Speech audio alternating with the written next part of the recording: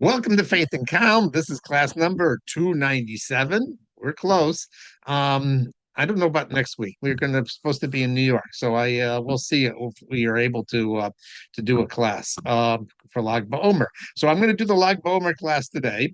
And if God willing, we'll try and do a continuation tomorrow, next week. So we'll see about that. Now, I worked pretty hard. I couldn't find anybody who would help me on this Lag BaOmer class.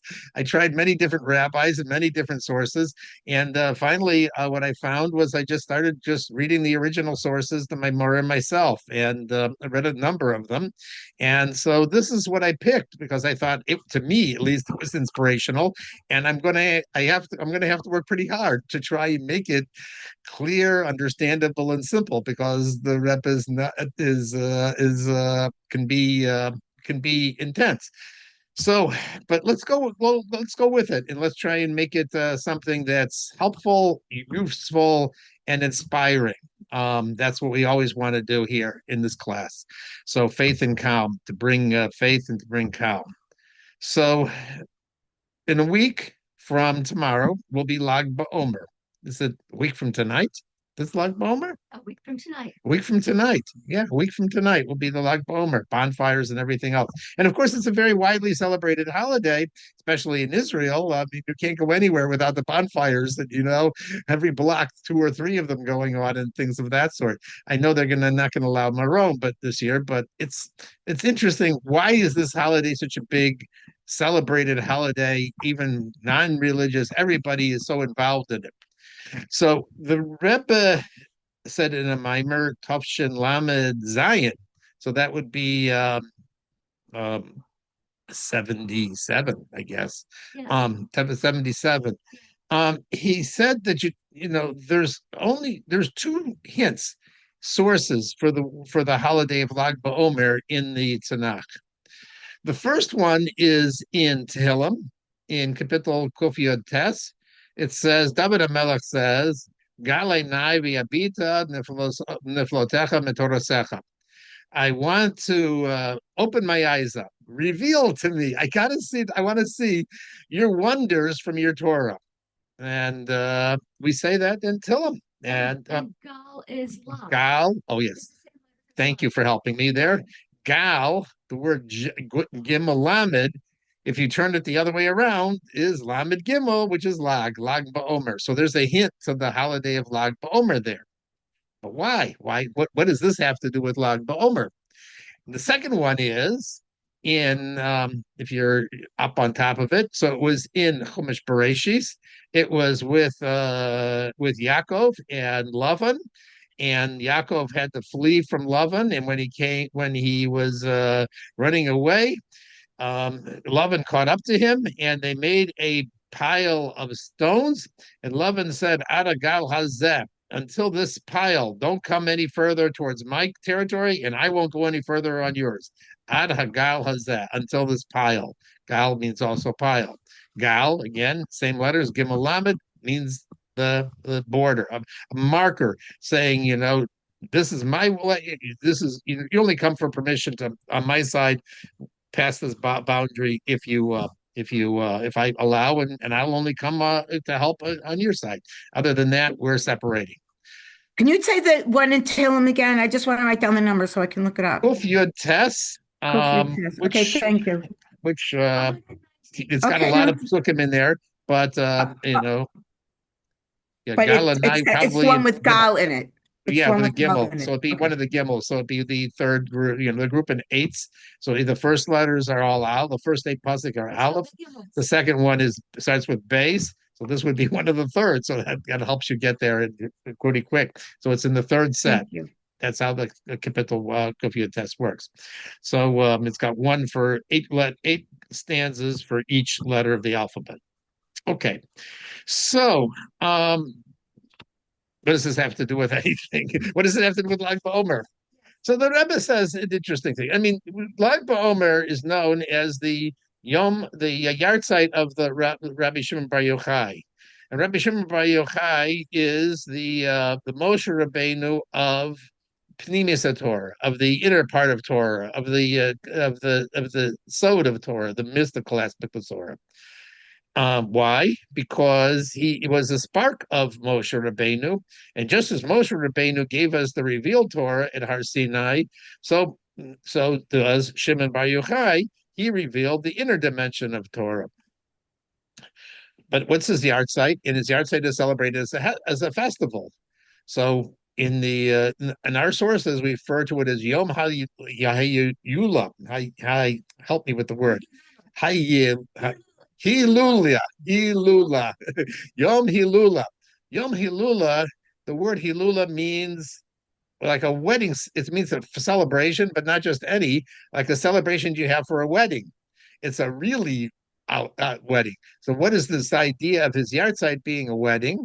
Because it was all his life he was bound together with Hashem and he was revealing the mystical Torahs, but his whole life work came to its fruition. It was all revealed. The whole summation of all of it came on the day that he passed away, and therefore it's considered to be like a wedding day because a wedding day is really the culminate is a central piece in one person's life, and it's a really exciting point in time.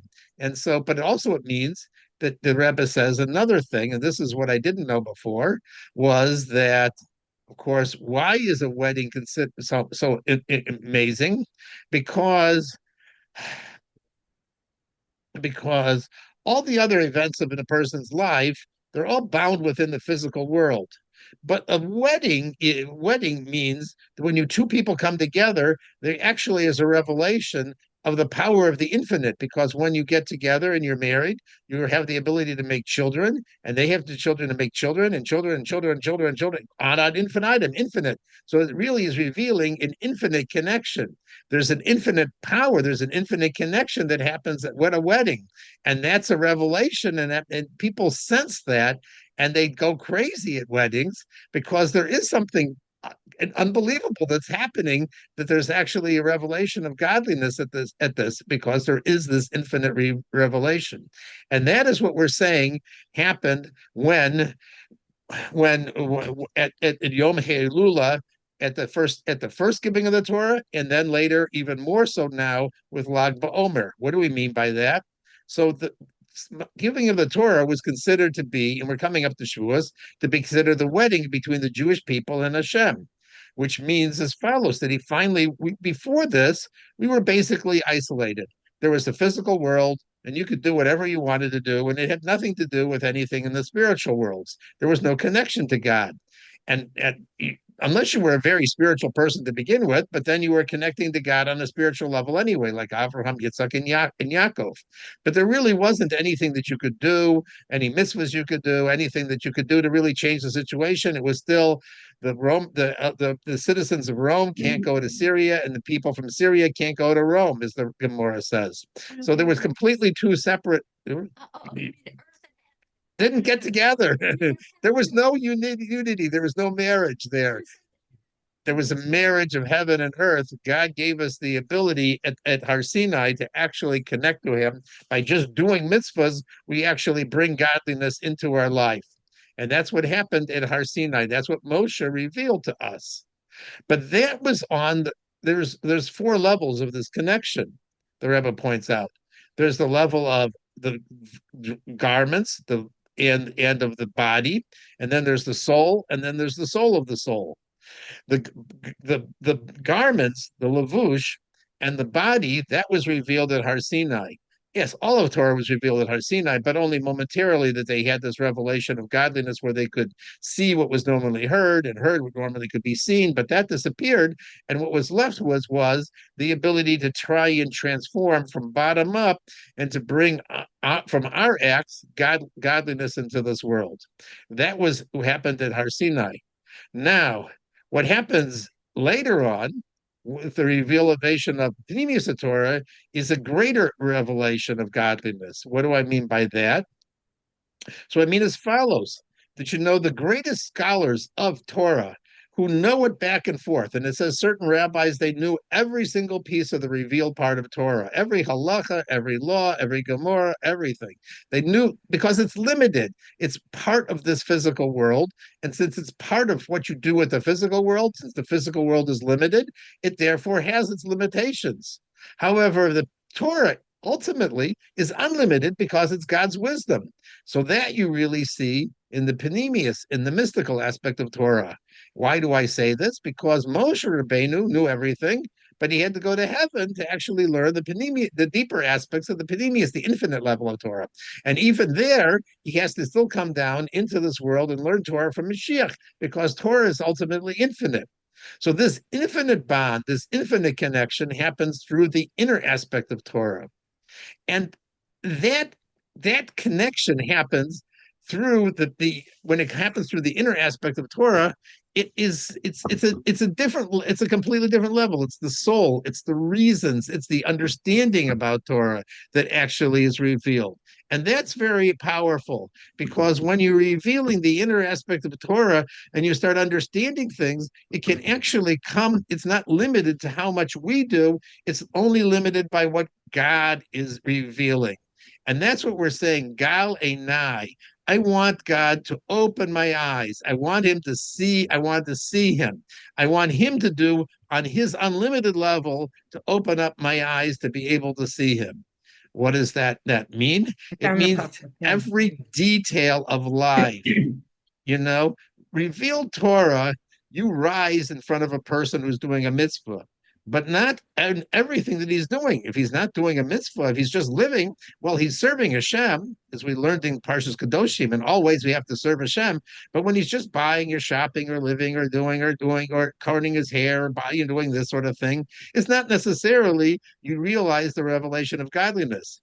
What we're saying here is now, when there's a revelation of Panemius Torah, it can be in everything, in all our social life, and our discussions, and our worries, and our anxieties. And it's also not limited by who we are, because that unlimited level can come down into the smallest of people, the most distant of people, the littlest of people, the most far away from it, because God is unlimited and he's connected with our soul. So a person who normally you have to get closer to God step by step by step.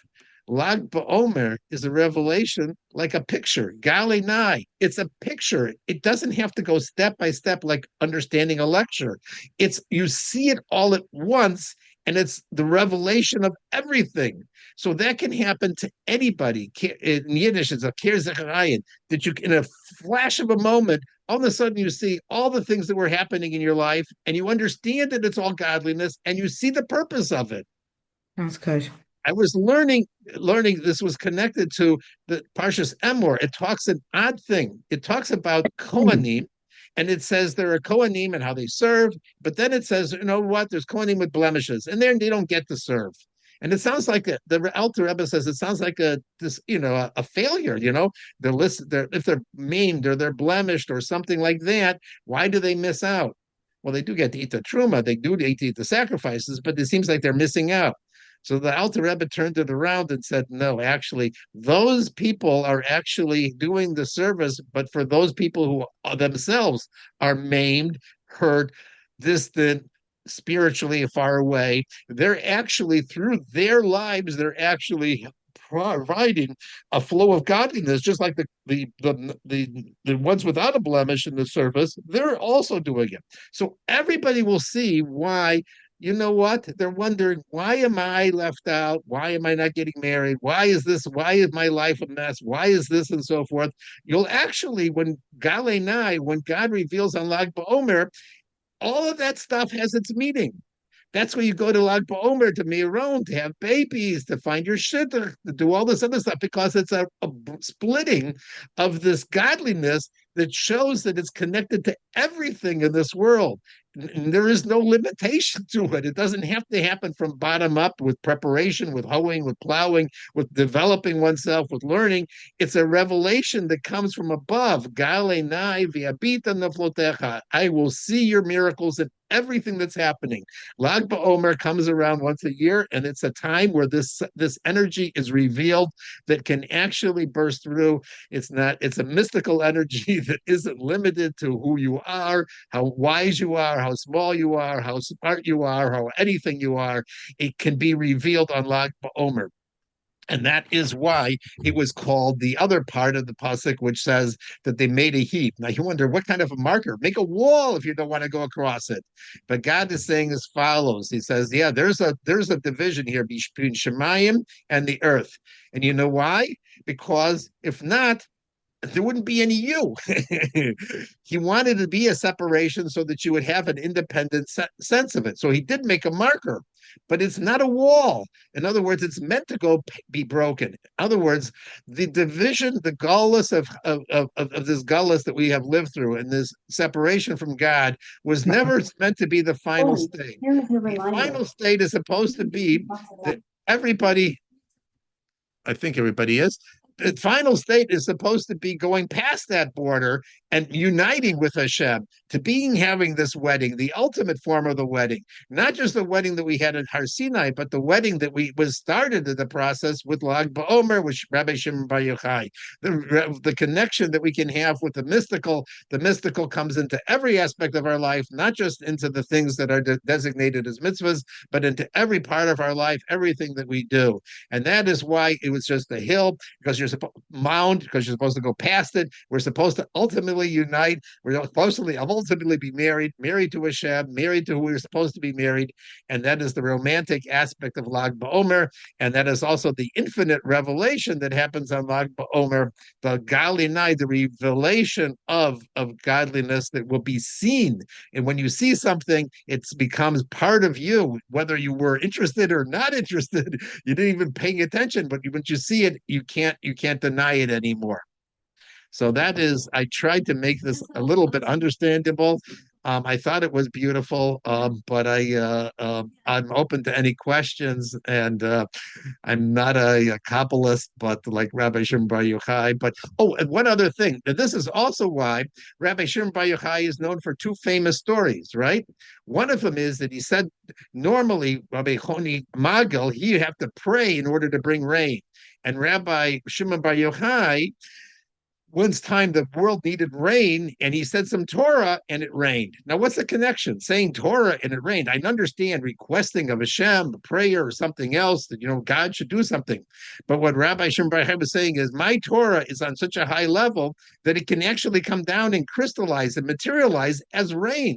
So I can actually bring a physical blessing by saying the Torah, which is a unique among all the rabbis. Normally you have to pray, but he says no, by saying Torah, it actually brings the source of the world, which is Torah, into the world. When you bring the source of the world into the world, yeah, it can be rain. And also, the second story was that one time his students were envious.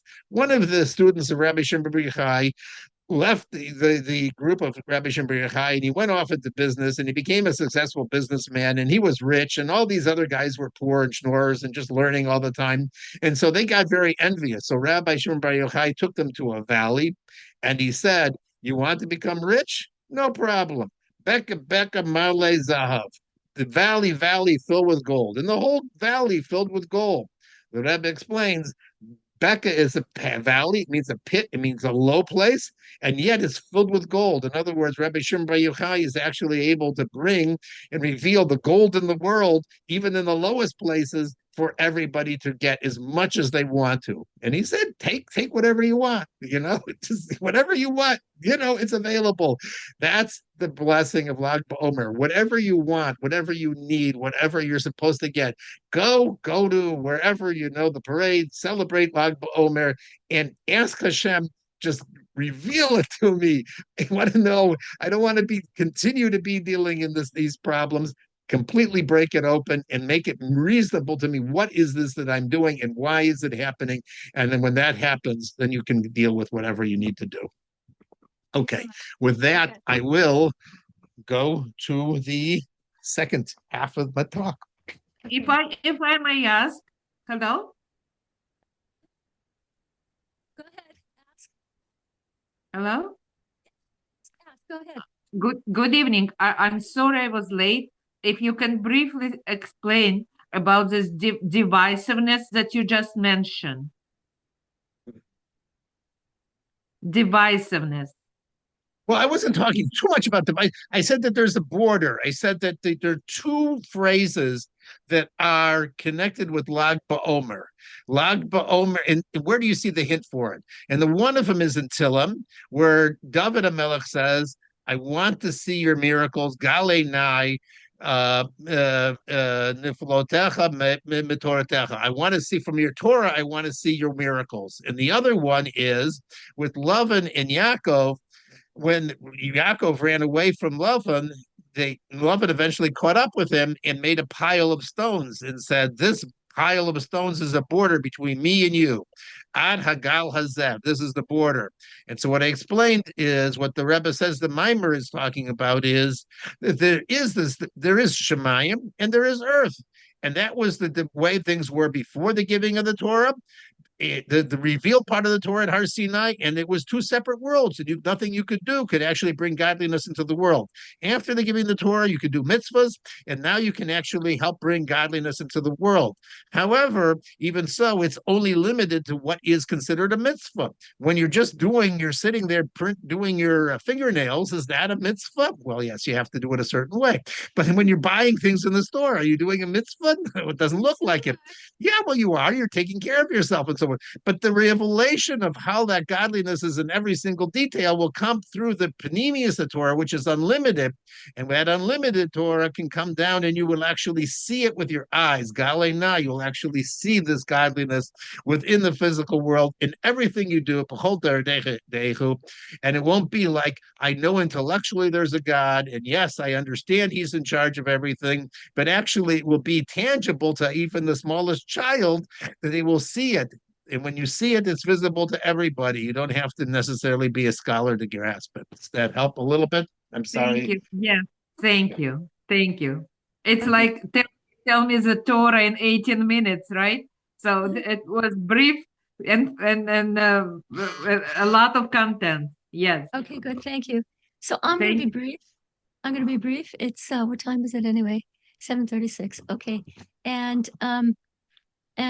in case we don't have again, in case we're not on next Monday, I don't know, we'll have to see where we are and if we can, how we can manage it. But, I'm going to take other classes. These are too reflective. And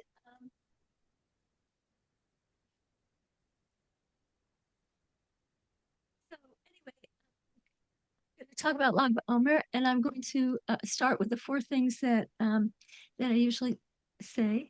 And number one is that we are in an amazing time. We are in the time of the unfolding of the redemption. And I know it because the Rebbe told us this in 1991, 1992, and the Rebbe was never wrong about any public pronouncement. They have all come true. So this one's coming true. Secondly, you and I were handpicked to be in this time because we have vital roles to play, each one of us. Number three, um, we have all the tools we need. We have the Torah, which is our guidebook, and we have the mitzvahs, which are our power tools. And to transform ourselves and to transform the world. And finally, what we're doing tonight, learning about Mashiach, is the fastest way to make it come quicker. So anyway, I'm going to speak personally about Lag BaOmer, and it's very much like what Yaskol Shimon said. And the first part is not personal. I'm sure I've told you this a long time ago, but the first Lag BaOmer parade in America that I know of was when the Rebbe Rayatz, the Rebbe before our Rebbe, when he was in the 1940s, he came to America, and the Rebbe came after him a few years after him. The Rebbe was caught in the war longer than the Rebbe before him, and then when our Rebbe came out of Europe, it was a tremendous thing. And one of the things he did was on Lag BaOmer. I don't know if if it was the Rebbe Rayatz, or if it was our Rebbe who decided on the thing. But they, so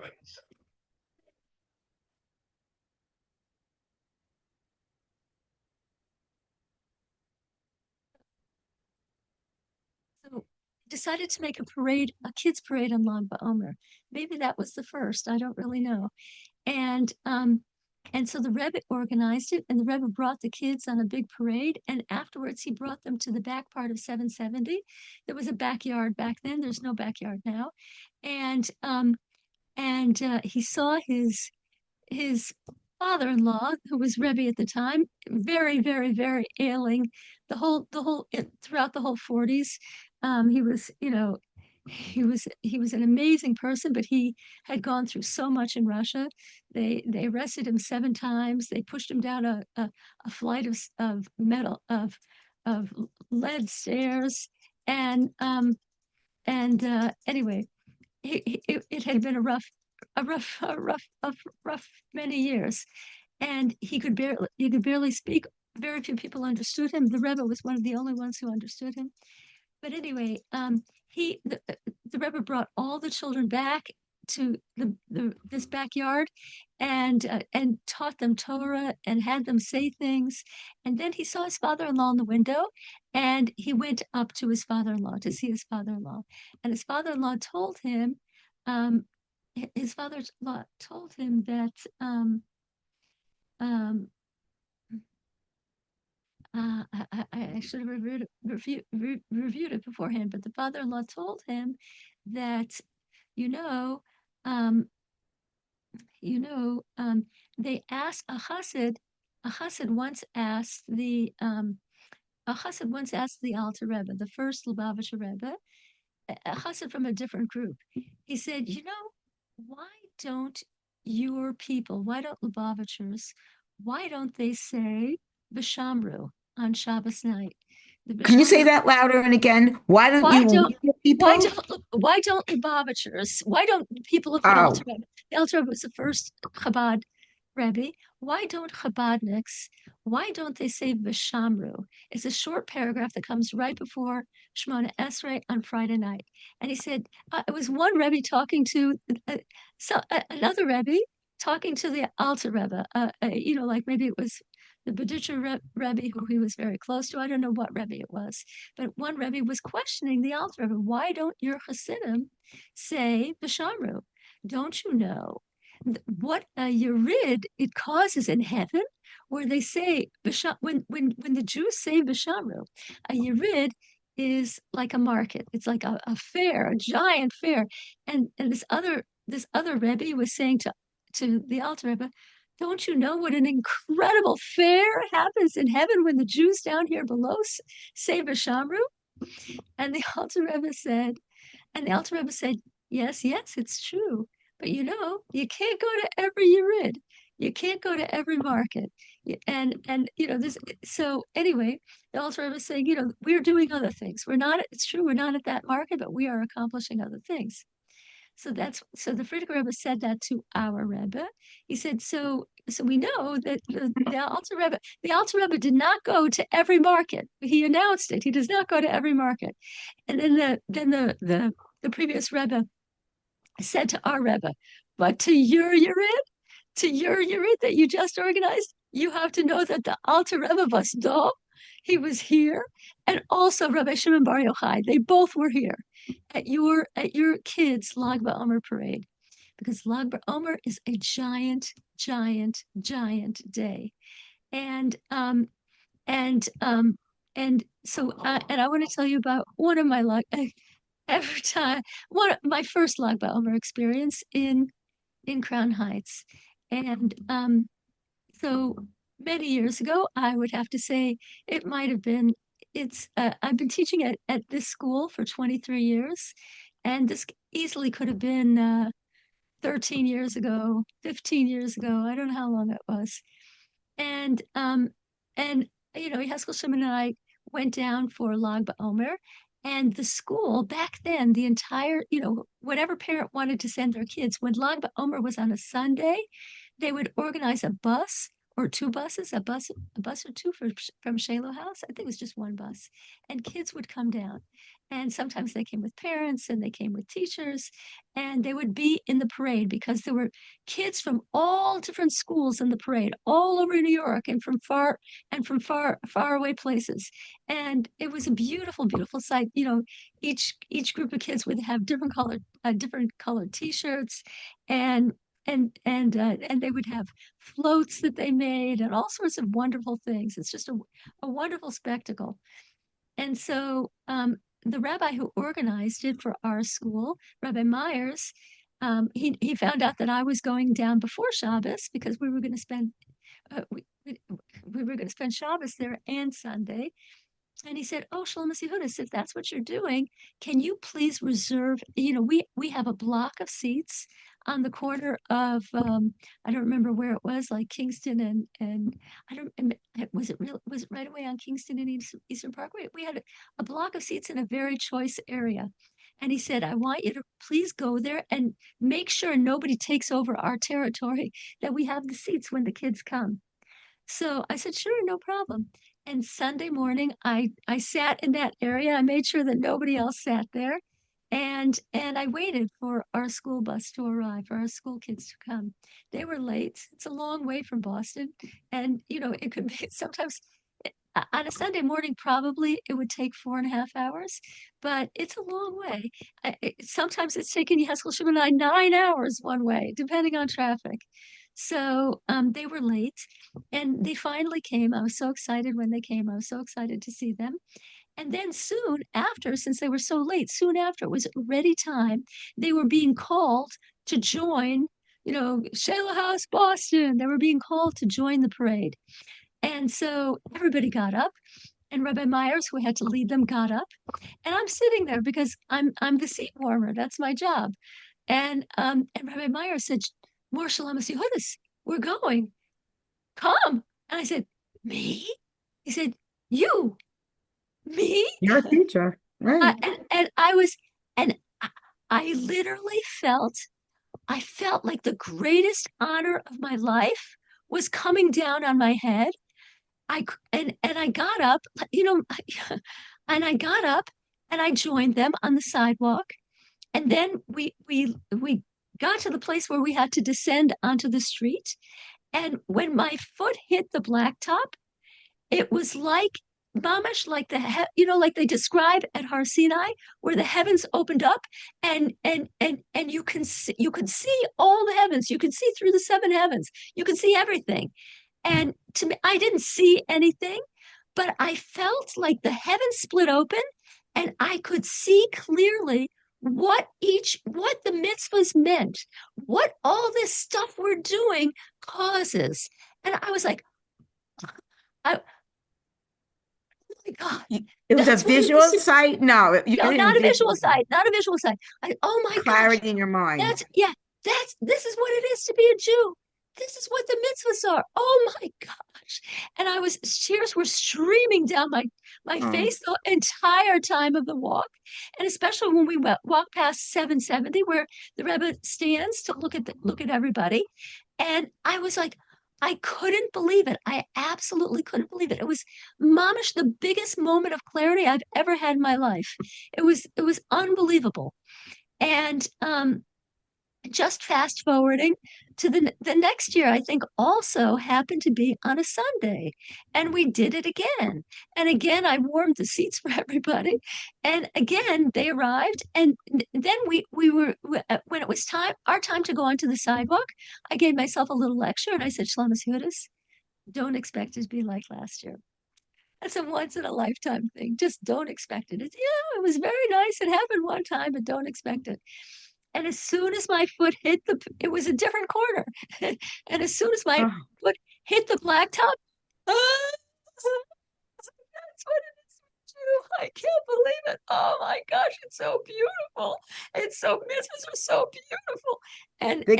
the kids saw that you I'm acted sure like this? everybody saw. I'm sure everybody saw. And but anyway, I don't think they noticed too much because it was so glorious. It's such a glorious event, such a glorious day, a very, very, very special day. Do the So kids wear anything special or just, yeah, they wore Shayla House t-shirts and they had signs and things like that. uh, And anyway, so I'm going to wrap it up there. And I just want to say, if you have an opportunity to do anything on Lag BaOmer, to join any kind of parade, and I bet Chabad makes parades all over. They just do. Even on a Tuesday, they might. So even though it's a weekday this year, so it's not not That's not. what my question was, that if But it's it's a even weekday. at Shayla House, they're still going to have in the afternoon, 2:30, they're going to have a carnival, and I'm sure that they're going to have a little parade beforehand. And the messages the kids make posters, and somehow when a person like let's say a Jew is not involved in Torah and mitzvahs, when they see those signs carried by these pure little souls, it does something. It really does something. Anyway, I'm going to go because I have what to do. And If I may ask quickly, yes, what is a yes. suggestion for a child who goes to public school and returns home around 4 p.m. on any school day? Well, you can take them. It'll still be going on at Shayla House. You can rush them Oh to no, Shayla House. he's not in Uh, that area. There is a uh, as area, and it's a tiny Chabad, 15 minutes drive from his house. But I know that his parents will not allow him to leave school earlier. So yes. I Find just out was what the wondering. find out what the local Chabad is doing. Find out. It's not guaranteed, but it could be that they're doing something. So that's what I would do. Yeah. All right. what's it called? It looks like the activities will be done by time comes back. So it looks like I have to search Necessarily online what I can do. every Chabad does different things, every Chabad has different times. Just because Shayla House happens to be a school, so they can do Yeah, things early because they can just yeah, suspend school. But it's different. other places might be doing things to accommodate kids, the vast majority of kids who are in public school in their area. So I would inquire at the I will. closest Chabad. Okay, I good. will. Yeah, Okay, good. thank I'm you. Be Okay. well. I'm Love lucky enough that there's a street, I mean, right across my apartment they make a bonfire, but there's a big one. Happens to be a few nights when I was working on Lag BaOmer, I would drive home down a very short distance from my house on the way home,